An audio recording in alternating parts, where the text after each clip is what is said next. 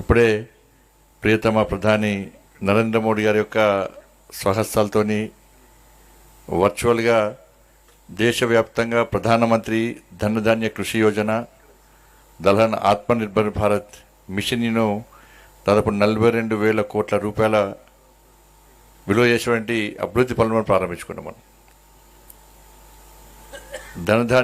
ప్రధానమంత్రి ధనధాన్య కృషి యోజన ద్వారా దేశవ్యాప్తంగా ఇలా 100 జిల్లాలను సెలెక్ట్ చేసుకునేది కేంద్ర ప్రభుత్వం.